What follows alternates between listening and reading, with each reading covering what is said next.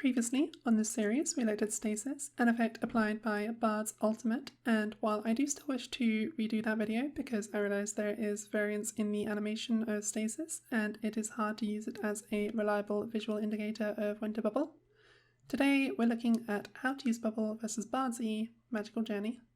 It's an ability that makes a portal through terrain.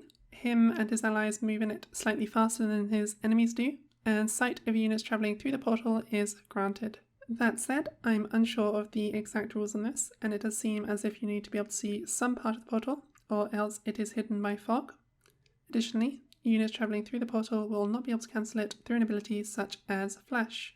There are two main ways that Bard players will use their portal that we can exploit with Bubble.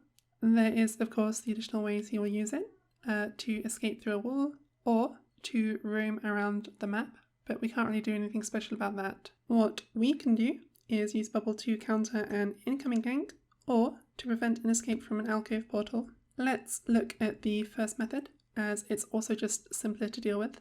The speed at which Bard or his allies go through the portal is 1200 units per second, which means that for most walls, including the ones that are used to gank bot lane, he'll be in them for about a second.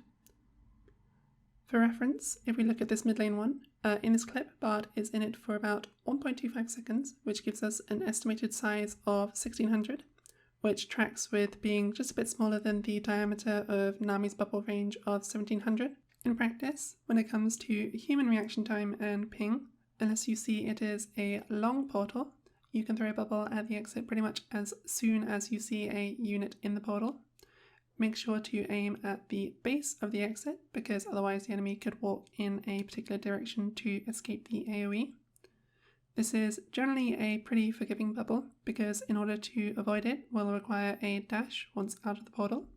Yet there appears to be a slight window after leaving portal where movement is allowed, but casting abilities is not. The fancier way we can bubble to ruin a Bard's day is to stop him from escaping via an alcove portal. This portal is a nuisance for us because a Bard player can just walk to the alcove when he is losing a fight or getting ganked and portal to the safety of his tower. This is a nuisance and we have to react in a very specific way.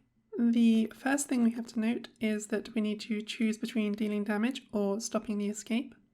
Bubble is too slow to stop Bard getting away in a portal, so if we want to stop him we need to position in such a way that we can't actually hit him while he's in the alcove. This can be fine if you have an ally who is able to safely 1v1 him, in which case you walk to the bush on the side he is going to try escape on and ready your bubble.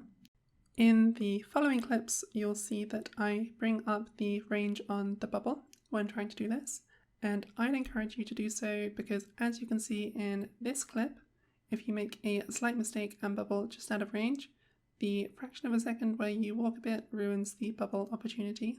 The trick is basically to hug the wall, position one edge of Bubble's range where Bard is in the alcove, and then when you see him take the portal, you bubble at max range in the wall and it should land, forcing him out of the wall. Good luck, I hope this helps. This week was meant to be Azir because I noticed a pattern with his EQ dash, but it's a bit finicky and janky, so I did Bard instead for the meantime. Have a great week. And since I am regrettably British, I'm off to go commit some light treason.